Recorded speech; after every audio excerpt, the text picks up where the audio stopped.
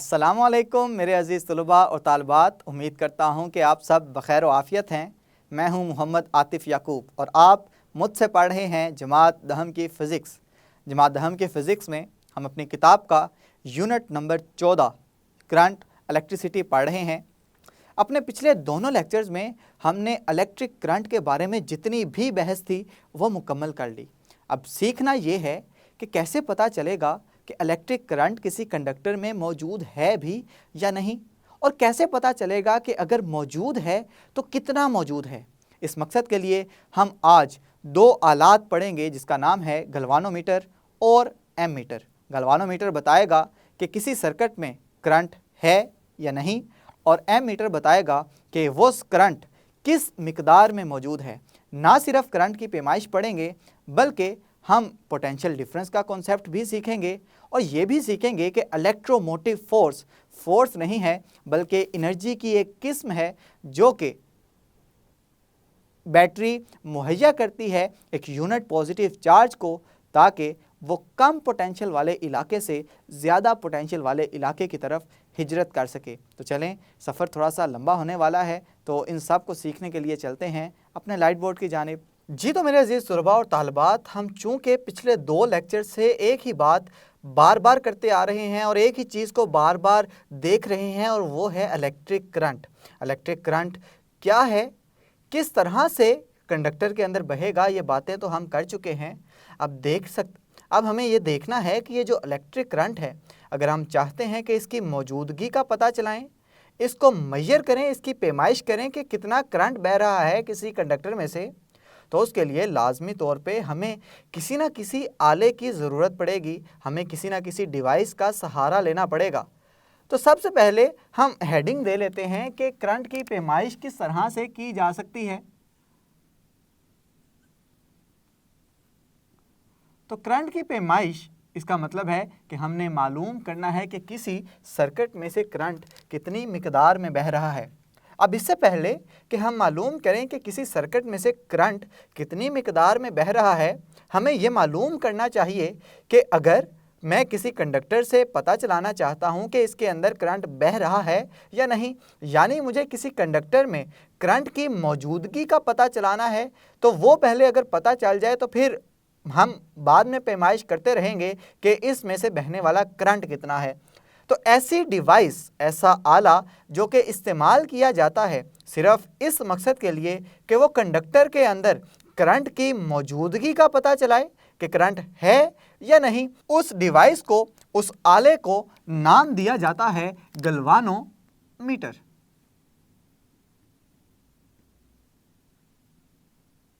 Galvanometer, ये जो इस्तिलाह है गलवानोमीटर, ये साइंसदान लुगी गैल्वानी के साथ मंसूब की जाती है। जब वो मेंढक की डाइसेक्शन कर रहा था तो इसने ये मुशाहिदा किया कि जब मेंढक की टांगों के साथ मेटल्स को मस किया जाए तो उसकी टांगें थरथराने लगती हैं, और ये इत्तफाकिया दरियाफ्त वजह बनी सेल्स की और बैटरीज की इजाद का। तो इस तरह से लुगी गैल्वानी ने इस तरह से सेल और बैटरी को दरियाफ्त किया, और उसके नाम के पीछे जो नाम रखा गया इस मीटर का, उसका नाम रखा गया गलवानोमीटर। तो सबसे पहले तो हम इस गलवानोमीटर की तारीफ लिखेंगे। तारीफ हम इस तरह से लिखेंगे कि गलवानोमीटर एक हसास आला है जो कि करंट की मौजूदगी का पता लगाने के लिए इस्तेमाल किया जाता है। अब गलवानोमीटर दिखने में कैसा होता है? गलवानोमीटर बिल्कुल एक बॉक्स की सूरत का होता है, कुछ इस तरह से। इस बॉक्स के ऊपर दो टर्मिनल होते हैं। एक टर्मिनल रेड कलर का होता है, इसको हमेशा पॉजिटिव टर्मिनल कहा जाएगा, और एक ब्लैक का होता है। ब्लैक चूंकि मैं यहाँ बना नहीं सकता तो इस वजह से मैं इसको इस कलर से बना रहा हूँ। ये नेगेटिव टर्मिनल होता है, और इसके ऊपर एक अदद मीटर नस्ब होता है जिसके ऊपर वैल्यूज़ लगी होती हैं 0 से 15 तक, 20 तक, 30 तक, जितना गल्वानोमीटर की रेंज आप सेलेक्ट करेंगे। और एक सुई होती है जो कि हमेशा 0 पे होगी इनिशियली, इब्तदाई तौर पे। अब इसको इस तरह से कनेक्ट किया जाता है कि बैटरी का पॉजिटिव टर्मिनल जोड़ा जाता है इस गल्वानोमीटर के पॉजिटिव टर्मिनल से, और बैटरी का नेगेटिव टर्मिनल जोड़ा जाता है और इस गल्वानोमीटर के नेगेटिव टर्मिनल से। अब गल्वानोमीटर असल में किस तरह से दिखाई देता है, आप स्क्रीन पे इसकी तस्वीर देख सकते हैं। जब भी इसे बैटरी के साथ जोड़ा जाएगा, फर्ज करें कि इसके पॉजिटिव टर्मिनल से मैंने एक कनेक्शन लगा दिया और ये बैटरी के पॉजिटिव टर्मिनल से जोड़ दिया गया, और ये इसका जो नेगेटिव टर्मिनल है ये बैटरी के नेगेटिव टर्मिनल से जोड़ दिया गया। तो जैसे ही इसके अंदर से चार्जेस गुजरना शुरू करेंगे तो चार्जेस के गुजरने की वजह से इसके अंदर करंट पैदा हो जाएगा। करंट की मौजूदगी का पता इस सुई की डिफ्लेक्शन से होगा। जैसे ही इसके अंदर करंट गुजरेगा तो ये सुई डिफ्लेक्ट होके अपनी मैक्सिमम वैल्यू तक आ जाएगी। अब हमने तारीफ में एक लफ्ज़ इस्तेमाल किया है हसास। ये हसासियत का क्या मतलब है? याद रखिएगा कि गल्वानोमीटर इतना हसास आला है कि अगर इसमें बहुत ही छोटी मिकदार में भी करंट गुजरेगा तो ये फुल स्केल डिफ्लेक्शन दे देगा। इसकी सुई पूरे तरीके से मुड़ जाएगी, जितने ही इस सुई के अंदर वैल्यूज़ होंगी ये उसको भी एक्सीड कर जाएगी, उसको भी अबूर कर जाएगी। और ये छोटे से छोटा करंट, इसका मतलब ये मैं ले रहा हूँ कि 1 मिली एम्पेयर या 1 माइक्रो एम्पेयर का करंट भी काफ़ी होता है इस गल्वानोमीटर की फुल स्केल डिफ्लेक्शन के लिए। अब ये बात याद रखिएगा कि गल्वानोमीटर हमेशा सीरीज़ के अंदर जोड़ा जाता है बैटरी के साथ। हम ये बैटरी देखें, पॉजिटिव और नेगेटिव ये बिल्कुल उसके साइड बाय साइड जुड़े हैं, एक दूसरे के बिल्कुल साथ साथ हैं। इसको हम कहते हैं कि ये एक सीरीज जोड़ है। अब सीरीज जोड़ आपने चैप्टर नंबर 13 के अंदर पढ़ा था, और ये बात हम सीरीज जोड़ के अंदर तय करके आए थे कि सीरीज जोड़ के अंदर चार्जेस एक जैसे रहते हैं। अब चूंकि यहाँ पे चार्जेस का बहाव है तो चार्जेस के बहाव सीरीज कम्बिनेशन के अंदर, सीरीज जोड़ के अंदर एक जैसे रहेंगे। और गल्वानोमीटर का मकसद क्या है कि वो चार्जेस के बहाव की मौजूदगी का पता चलाएगी कि वाक़यातन इस कंडक्टर में से चार्जेस मूव कर रहे हैं या नहीं। तो अगर मैं इसे पैरेलल में लगाता तो हो सकता है कि अगर पहले पूरे कंडक्टर में 5 चार्ज मूव कर रहे हैं तो 5 में से सिर्फ 2 इस गल्वानोमीटर में से गुजरते, जिसकी वजह से करंट की मौजूदगी का पता तो चल जाता लेकिन एग्जैक्ट पता ना चलता, क्योंकि सर्किट में तो टोटल 5 चार्जेस के मूव करने की वजह से करंट पैदा हो रहा है। तो ये तो हो गया गल्वानोमीटर, और ये इस्तेमाल किया जा रहा है सिर्फ और सिर्फ करंट की मौजूदगी का पता चलाने के लिए। अब याद रखिएगा कि गल्वानोमीटर की इस जो मीटर होता है इसके ऊपर जी लिखा होता है। जी आपको याद दिलाएगा कि ये मीटर गल्वानोमीटर है। इसमें मज़ीद एक बात याद रखिएगा कि जो मिसाली गल्वानोमीटर होता है, यहाँ पे मैं लिख भी देता हूँ कि जो मिसाली गल्वानोमीटर होता है इसकी रेजिस्टेंस बहुत ही ज़्यादा कम रखी जाती है। रेजिस्टेंस कम करने का मकसद सिर्फ और सिर्फ ये है, रेजिस्टेंस क्या है? किसी भी चीज़ की राह में रुकावट। तो चार्जेस जितने ज़्यादा जाएंगे गल्वानोमीटर उतनी अच्छे तरीके से आपको आगाह कर सकेगा कि कंडक्टर में अब की बार ज़्यादा बहाव है, करंट ज़्यादा है या कम है। तो ये मिसाली गल्वानोमीटर की रेजिस्टेंस जो है ये कम होनी चाहिए। मज़ीद आगे बढ़ेंगे एक ऐसे आले की जानिब जो कि इस करंट की मौजूदगी के अलावा बताएगा कि करंट कितना बह रहा है। ऐसे आले को नाम दिया जाता है एम मीटर। ये एम मीटर 2 लफ्ज़ों से मिल के बना है। एम से बनता है बेटा एम्पेयर और मीटर का मतलब मीटर ही। तो ऐसा मीटर जो कि किसी भी सर्किट में, किसी भी कंडक्टर में एम्पेयर यानी कि करंट की पैमाइश करे, उसे नाम दिया जाता है एम मीटर का। तो चलें इसकी तारीफ भी लिख लेते हैं। हम कहेंगे एक ऐसा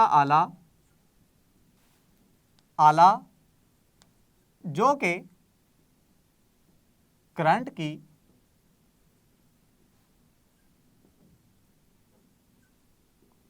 पैमाइश के लिए इस्तेमाल किया जाता है एम मीटर कहलाता है।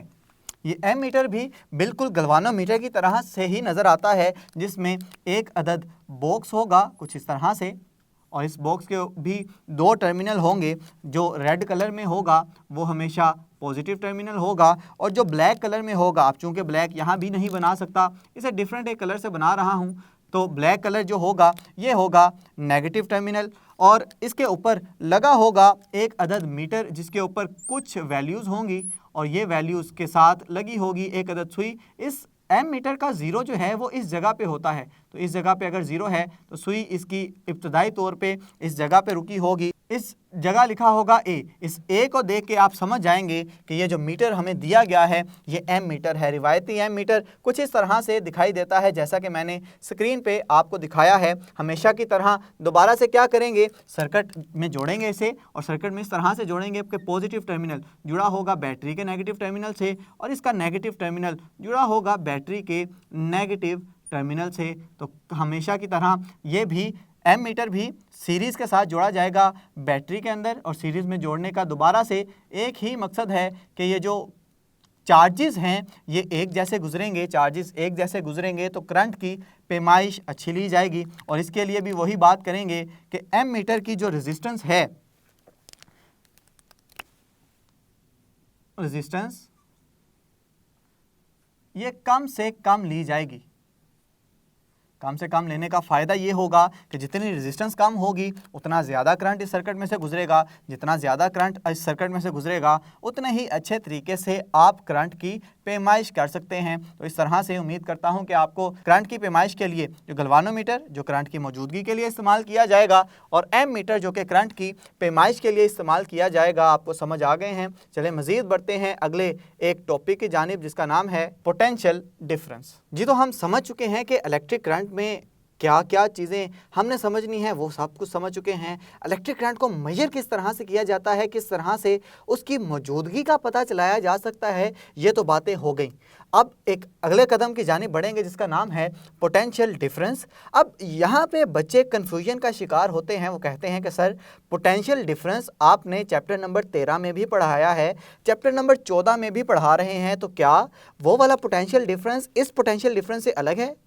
थोड़ा सा फ़र्क है, कंसेप्ट एक जैसा है, सिर्फ थोड़ा सा फ़र्क है पोटेंशियल डिफरेंस का। तो सबसे पहले मैं वो वाला पोटेंशियल डिफरेंस समझाऊंगा जो कि मैंने चैप्टर नंबर 13 में आपको समझाया था। और वो पोटेंशियल डिफरेंस ये था कि अगर मेरे पास दो इस तरह की प्लेटें हों कि एक प्लेट पे मेरे पास पॉजिटिव चार्ज हो और दूसरी प्लेट पे नेगेटिव चार्ज हो, इस पॉजिटिव और नेगेटिव चार्जेस की प्लेट के दरमियान एक इलेक्ट्रिक फील्ड डेवलप हो जाएगी इस तरह से कि जो हमेशा पॉजिटिव से निकलेगी और नेगेटिव की जानिब दाखिल होगी। अब अगर इस इलेक्ट्रिक फील्ड के हल्के में मैं एक चार्ज रख दूं, फर्ज करें कि वो पॉजिटिव चार्ज मैंने यहाँ पे रख दिया, तो उसे हाई पोटेंशियल तक ले जाने के लिए मुझे कोई एनर्जी प्रोवाइड करनी पड़ेगी। अब जैसे ही मैं इस पॉजिटिव चार्ज को उठा के इस जगह पे ले गया, अब जैसे ही पॉजिटिव चार्ज को इस जगह पे ले जा के छोड़ूंगा तो वो एनर्जी जो इसने मुझसे ली थी यहाँ से यहाँ तक जाने में, वो एनर्जी दोबारा से रिलीज़ कर देगा, ये एनर्जी दोबारा से निकाल देगा और जैसे ही एनर्जी निकालेगा वही एनर्जी निकालेगा जो कि मैंने इसे दी है। फ़र्ज़ करें मैंने इसे 5 जूल एनर्जी दी इसको इस जगह से ऊपर ले जाने के लिए, तो जब ये ऊपर से नीचे की जानिब आएगा तो ये दोबारा 5 जूल की एनर्जी को खारिज करता हुआ नीचे नेगेटिव पोटेंशियल या कम पोटेंशियल की जानिब बढ़ेगा। अब देखते हैं कि करंट इलेक्ट्रिसिटी में इस पोटेंशियल डिफरेंस को किस तरह से समझा जाए। सबसे पहले तो हमें लेना पड़ेगा एक अदद सेल, और सेल को आप उसी तरह से समझ लें कि जो कि आप अपने घरों में भी देखते हैं कि एक इसका पॉजिटिव पोटेंशियल होता है जो कि उभरी हुई सतह होती है और एक बिल्कुल प्लेन सतह है जो कि नेगेटिव साइड है। ये पॉजिटिव आ गई जी, ये नेगेटिव आ गई। अब पॉजिटिव के पास हमेशा पॉजिटिव चार्जेस की ज़्यादती होगी और नेगेटिव वाली साइड पे नेगेटिव चार्जेस की ज़्यादती होगी। इसका मतलब ये हो गया कि ये वाला सिरा ज़्यादा पॉजिटिव पोटेंशियल पे है, ज़्यादा पोटेंशियल पे है, और ये वाला सिरा कम पोटेंशियल पे है, यानी कि इन दो पॉइंट्स के दरमियान पोटेंशियल डिफरेंस बन चुका है। अब अगर मैं इस सेल को, इस बैटरी को जोड़ दूं एक अदद कंडक्टर के साथ, फ़र्ज़ करें कि इस जगह पे जो कंडक्टर मैं फ़र्ज़ कर रहा हूं वो एक बल्ब की सूरत में है और इस बल्ब के साथ मैंने जोड़ दिया है बैटरी का नेगेटिव टर्मिनल। इस तरह से अब ये सर्किट मुकम्मल हो चुका है। अब जैसे ही इधर फ़र्ज़ करें कि अगर मैंने स्विच लगाया हुआ है, एक अदर स्विच यहाँ पे फ़र्ज़ कर लें, जैसे ही स्विच को आप बंद करेंगे सर्किट मुकम्मल हो गया। सर्किट मुकम्मल हो गया यानी कि अब चार्जेस को बहाव की इजाज़त मिल गई।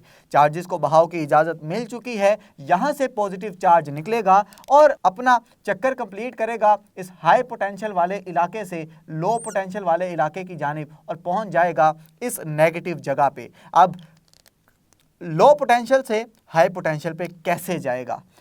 हाई पोटेंशियल से लो पोटेंशियल पे तो आ गया, और कैसे आया कि इसके पास जो इलेक्ट्रिकल एनर्जी थी वो उसने सर्फ कर दी। किस तरह सर्फ की? हमने कहा था कि जब इसे लो पोटेंशियल से हाई पोटेंशियल पे लेके जाना हो एनर्जी हमें देनी पड़ेगी। जब हाई पोटेंशियल से लो पोटेंशियल पे आएगा एनर्जी वो खुद देगा। तो जैसे ही ये हाई पोटेंशियल से लो पोटेंशियल में आएगा तो इसकी इलेक्ट्रिकल एनर्जी तब्दील होगी दूसरी किस्म की एनर्जी के अंदर, और वो एनर्जी क्या हो सकती है? फ़र्ज़ करें कि इस कंडक्टर को मैंने बल्ब कहा है, तो ये इलेक्ट्रिकल एनर्जी की वजह से ये जो बल्ब है ये ग्लो करना शुरू कर देगा, बल्ब चलना शुरू हो जाएगा। तो इसका मतलब ये हो गया कि इलेक्ट्रिकल एनर्जी उसने दे दी है इस बल्ब को, जिसकी वजह से बल्ब चलना शुरू हो गया है। लेकिन जैसे ही अब नेगेटिव पोटेंशियल पे आया है, नेगेटिव पोटेंशियल से पॉजिटिव पोटेंशियल तक जाने के लिए इसे कोई ना कोई एनर्जी चाहिए। वो कोई ना कोई एनर्जी इसे कौन देगा? इसे ये एनर्जी देगा ये सेल। ये सेल किस तरह से एनर्जी देगा ये बात समझते हैं अभी कुछ देर में। अभी पहले पोटेंशियल डिफरेंस की तारीफ कर लें ताकि चीज़ें साथ ही साथ क्लियर होती चली जाएं। अगर कोई डेफिनेशन है वो भी क्लियर हो जाए, उसके यूनिट्स भी क्लियर हो जाएं, फिर उसके यूनिट को किस तरह से तारीफ करनी है वो भी क्लियर हो जाए। तो सबसे पहले हम पोटेंशियल डिफरेंस की तारीफ क्लियर कर लें। पोटेंशियल डिफरेंस की तारीफ किस तरह से करनी है? आप लिखेंगे कि जब सर्किट में चार्जेस का बहाव होता है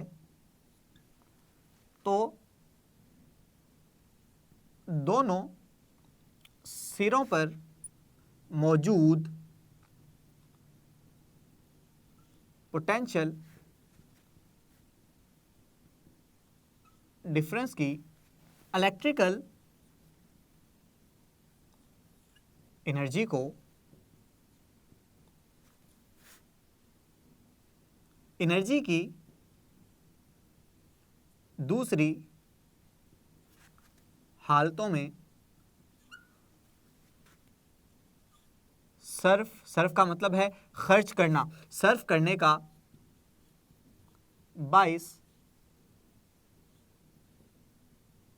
बनता है। तो इस यहाँ पे देखें कि यहाँ से इलेक्ट्रिकल एनर्जी तब्दील किस में हो गई है? लाइट एनर्जी में, रोशनी की एनर्जी में तब्दील हो गई। और जब भी बल्ब रोशन होता है आपने अक्सर उसे छू के भी देखा होगा कि बल्ब गर्म हो जाता है। तो इसका मतलब है यहाँ से इलेक्ट्रिकल एनर्जी दो तरह की एनर्जी में तब्दील हो गई है। एक हो गई है ये लाइट एनर्जी में जिसे हम रोशनी की एनर्जी भी कहेंगे, और दूसरी हरारत में भी ये तब्दील हो चुकी है। तो इसका मतलब है कि पोटेंशियल डिफरेंस वो वजह बना कि जब एनर्जी इलेक्ट्रिकल एनर्जी से दूसरी हालतों में तब्दील हो गई। अब देखते हैं कि इसके यूनिट क्या हैं। अब यूनिट की हेडिंग देंगे तो जिस तरह से यूनिट हमने यहाँ पे कहा था कि अगर हमने कहा था कि एक चार्ज को जितना वर्क करके ले जाया जाएगा ऊपर ये उसका पोटेंशियल डिफरेंस होगा, या इस तरह से भी कहा था कि जो एनर्जी सप्लाई हो रही है एक चार्ज की वजह से वो 2 पॉइंट्स का पोटेंशियल डिफरेंस होगा। इसको हमने कुछ इस तरह से लिखा था, डेल्टा वी बराबर है वर्क बटा चार्ज के एक चार्ज पे कितना वर्क करना पड़ रहा है। ये है जी जाउल बटा कूलम। वर्क का यूनिट जाउल, क्यू का यूनिट आ गया कूलम, और इसको हमने कहा था जाउल फी कूलम, और ये बराबर होता है वोल्ट के, और इस वोल्ट को वी भी लिखा जाता है। बिल्कुल इसी तरह से भी यहाँ पे भी हम डिफाइन करेंगे, तारीफ करेंगे किसकी जी? पोटेंशियल डिफरेंस के यूनिट की। अब देखें कि यहाँ पे फ़र्ज़ करें 1 कूलम्ब चार्ज है, अगर 1 कूलम्ब चार्ज यहाँ से जाते हुए 1 जाउल की एनर्जी सर्व कर दे तो उसे हम कहेंगे कि इसका पोटेंशियल डिफरेंस 1 वोल्ट होगा। तो बात अब भी वही कि खर्च होने वाली एनर्जी है 1 जाउल, खर्च कौन कर रहा है 1 कूलम्ब चार्ज, तो उसका यूनिट क्या आ जाएगा 1 वोल्ट। तो सबसे पहले तो हम कहेंगे इसका यूनिट है वोल्ट, जिस तरह से उस पोटेंशियल डिफरेंस का यूनिट था जो कि इलेक्ट्रोस्टैटिक्स में था, उसका यूनिट भी वोल्ट था, इसका यूनिट भी वोल्ट है। अब चलें तारीफ करते हैं कि 1 वोल्ट किसके बराबर होगा। ये 1 वोल्ट की तारीफ अगर करनी चाहें तो किस तरह से आप लिखेंगे। हम कहेंगे कि बल्ब के दरमियान पोटेंशियल डिफरेंस 1 वोल्ट होगा अगर 1 कूलम्ब चार्ज या 1 एम्पेयर करंट जो बल्ब में से गुजरता है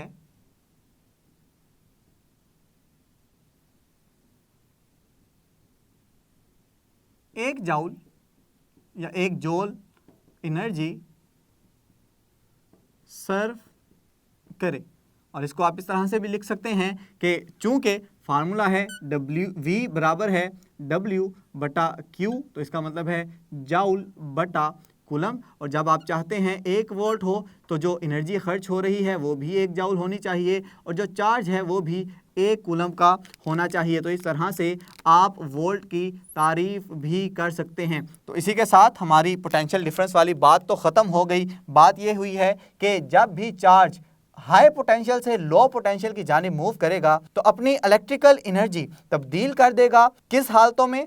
इलेक्ट्रिकल एनर्जी से ऐसी हालतों में जो कि इलेक्ट्रिकल नहीं है। अब देखेंगे कि जब यही चार्ज इस कम पोटेंशियल वाले एरिया में आ गया है, कम पोटेंशियल वाले एरिया में से हाई पोटेंशियल वाले एरिया में दोबारा जाना है तो वो किस तरह से जाना है। इस कॉन्सेप्ट को नाम दिया जाता है इलेक्ट्रोमोटिव फोर्स का। तो चलें समझते हैं कि इलेक्ट्रोमोटिव फोर्स क्या है। जी, तो मैंने हेडिंग लिख दी है आपके सामने इलेक्ट्रोमोटिव फोर्स की, और कहानी वहीं से शुरू करेंगे जहां से हमने छोड़ी थी। हमने ये कहा था कि चार्ज अब इस जगह पे आ चुका है जो कि लो पोटेंशियल पे है, कम पोटेंशियल पे है। अब अगर चार्ज को कम पोटेंशियल से हाई पोटेंशियल की जानिब लेके जाना है, ज़्यादा पोटेंशियल की जानिब लेके जाना है, तो बिल्कुल इस केस की तरह हमें एनर्जी देनी पड़ेगी। यहाँ पे एनर्जी कौन देगा? ये एनर्जी देने वाला होगा ये सेल। और सेल से एनर्जी कैसे आएगी? सेल के अंदर चूँकि हो रहे हैं बहुत ही ज़्यादा केमिकल रिएक्शंस, तो केमिकल रिएक्शंस की वजह से इस सेल के अंदर मौजूद होगी केमिकल एनर्जी, और केमिकल एनर्जी मिलेगी इस चार्ज को। फर्ज करें यहाँ पे अगर पॉजिटिव चार्ज है तो पॉजिटिव चार्ज को इस जगह से उठा के दोबारा से केमिकल एनर्जी इस जगह पे ले आएगी। तो इसका मतलब है कि यूनिट पॉजिटिव चार्ज को जो एनर्जी मुहैया की जाती है उसे कहा जाता है EMF यानी इलेक्ट्रोमोटिव फोर्स। इलेक्ट्रो का मतलब जहाँ पे भी आएगा आप उसे कहेंगे ये चार्ज के मुतालिक कहा जा रहा है। मोटिव, मोटिवेशन से निकला है कि जी हाँ आप ये कर सकते हैं, आपको सिर्फ कुछ एनर्जी की ज़रूरत है, आप हाई पोटेंशियल वाले एरिया से निकल के ज़्यादा पोटेंशियल वाले एरिया में आ सकते हैं। Yes, you can do that, आप कर सकते हैं। इसे मोटिवेशन कौन देगा? ये सेल मोटिवेशन देगा। कैसे? कि अपनी केमिकल एनर्जी में से कुछ एनर्जी इसको देगा, वो एनर्जी ये चार्ज जज़ब करेगा और चार्ज ये एनर्जी जज़ब करता हुआ इस कम एनर्जी वाले एरिया से ज़्यादा एनर्जी वाले एरिया में चला जाएगा। या इस तरह से कह लें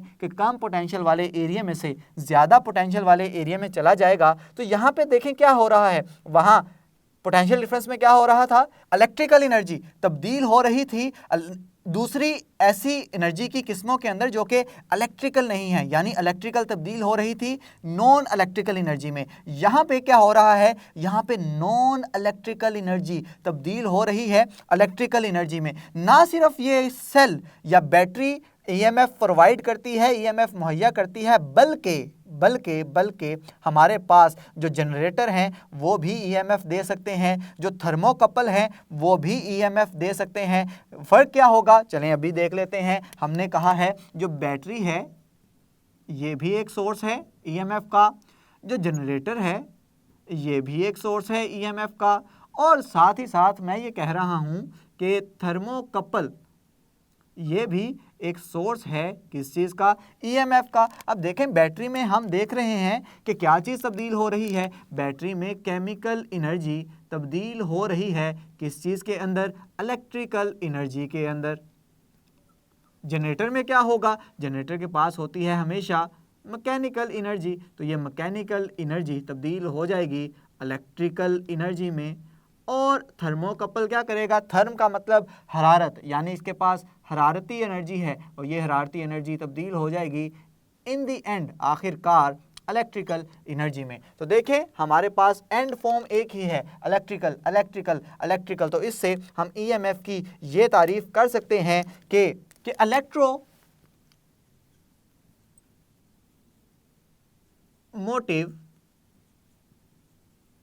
फोर्स का सोर्स नॉन इलेक्ट्रिकल एनर्जी को इलेक्ट्रिकल एनर्जी में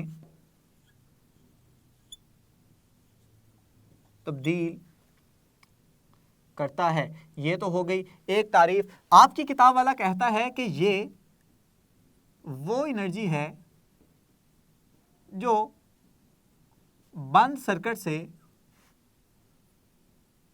गुजरते हुए यूनिट पॉजिटिव चार्ज को मुहैया की जाती है।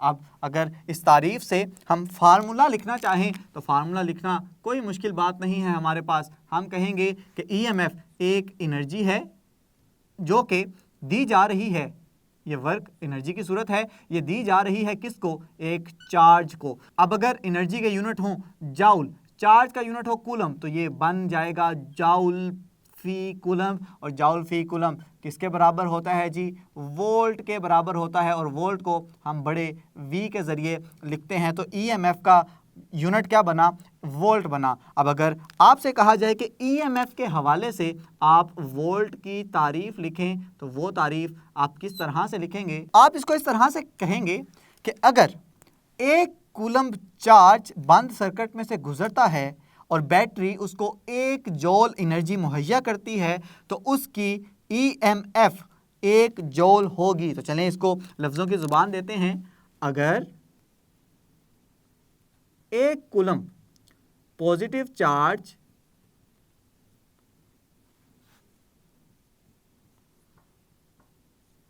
एक बंद सर्किट में से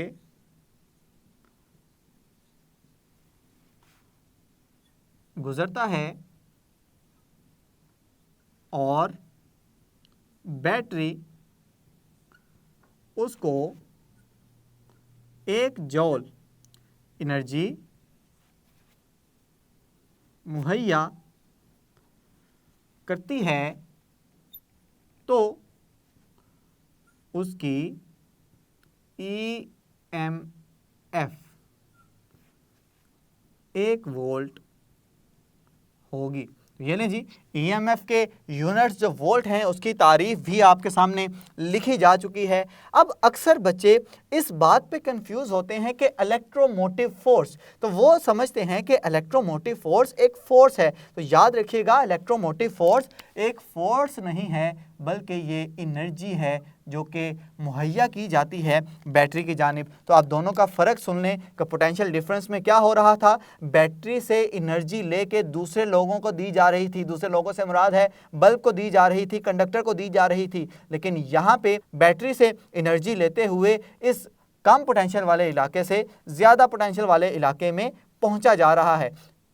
तो उम्मीद करता हूँ कि आपको पोटेंशियल डिफरेंस की और इस इलेक्ट्रोमोटिव फोर्स की अच्छे से समझ आ गई है। इसके जितनी भी डेफिनेशंस हैं इसको अच्छे से आपने याद कर लेना है अब जी। तो मेरे अजीज़ तलबा और तालिबात, आज आप सीख चुके हैं कि करंट को किस तरह से मेजर किया जाता है, किस तरह से उसकी पैमाइश की जाती है। ना सिर्फ करंट की पैमाइश बल्कि पोटेंशियल डिफरेंस और EMF के बारे में भी आप जान चुके हैं और ये भी सीख लिया कि ये पोटेंशियल डिफरेंस स्टैटिक इलेक्ट्रिसिटी वाले पोटेंशियल डिफरेंस से किस तरह से मुख्तलिफ है। तसव्वुर एक जैसा ही है, थोड़ा सा फ़र्क आया और वो मैं फ़र्क आपको अच्छी तरह से समझा चुका हूँ। उम्मीद करता हूँ कि आपको आज के लेक्चर की समझ आ गई है। मज़ीद मौज़ूआत देखेंगे आइंदा आने वाले वीडियो लेक्चर्स में। तब तक के लिए अपना बहुत सा ख्याल रखें, अपने से ज़्यादा दूसरों का। खुश रहें, खुशियाँ बांटें। अल्लाह हाफ़िज़।